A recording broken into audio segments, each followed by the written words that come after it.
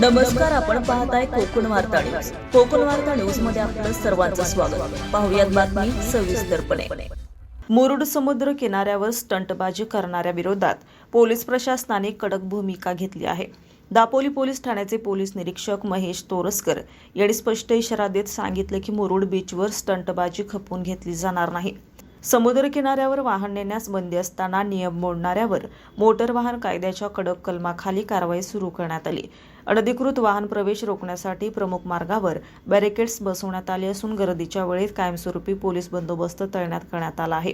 नियमांचे उल्लंघन करणाऱ्यांवर तात्काळ दंडात्मक कारवाई होणार असल्याचं पोलिसांनी स्पष्ट केलंय.